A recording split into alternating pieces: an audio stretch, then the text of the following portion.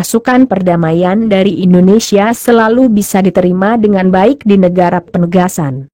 Sejak kontingen Garuda I bertugas di Mesir tahun 1957, sejak itulah pasukan Baret Biru di bawah PBB ini mengharumkan nama bangsa. Tentara Hantu Indonesia.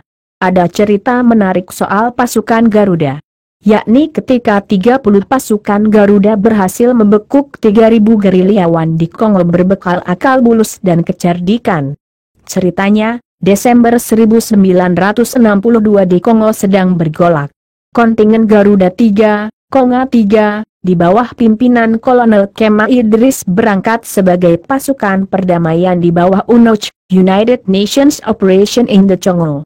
Saat itu kelompok milisi di bawah pimpinan Moises Tsombe ingin lepas dari pemerintah Republik Demokratik Kongo pimpinan Presiden Kasavubu. Rakyat sipil pun segera menjadi korban pertikaian antar milisi dan tentara pemerintah. Pasukan Garuda III segera dikenal karena keluasannya bergaul. Banyak singkong di Kongo, pasukan TNI pun mengajarkan bagaimana cara mengolah masakan Indonesia, membuat kue, serta menyayur daun singkong sehingga enak dimakan.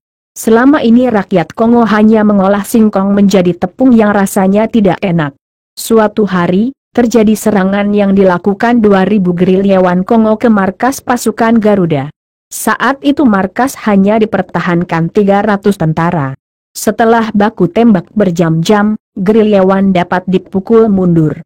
Untungnya tak ada korban di pihak Indonesia. Serangan balasan pun segera dirancang untuk menangkap para pemberontak. Letjen Kemal Idris menceritakan hal ini dalam buku biografi, Kemal Idris, Bertarung dalam Revolusi terbit Sinar Harapan. Kami melakukan penyerangan di malam hari dengan kapal yang digelapkan di atas Danau Tanganyika, tidak berapa jauh dari daerah Albertville.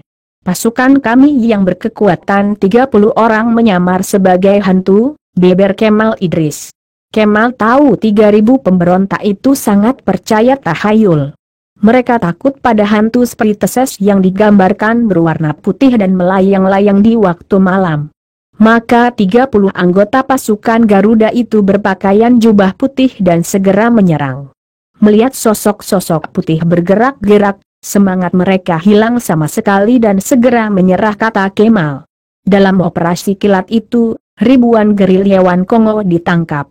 Senjata-senjata mereka yang ternyata lumayan canggih disita.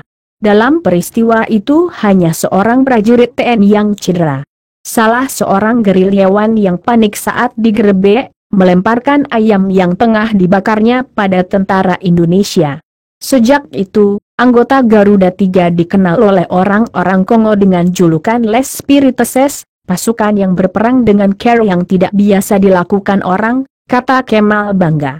Letnan Jenderal Kadebeng Iso dari Ethiopia mengaku bangga atas keberhasilan pasukan militer Indonesia menangkap 3.000 lainnya tanpa jatuh korban. Namun dia pun meminta ke depan cara-cara unik seperti itu tidak dilakukan. Karena risiko terlalu besar dan sangat membahayakan.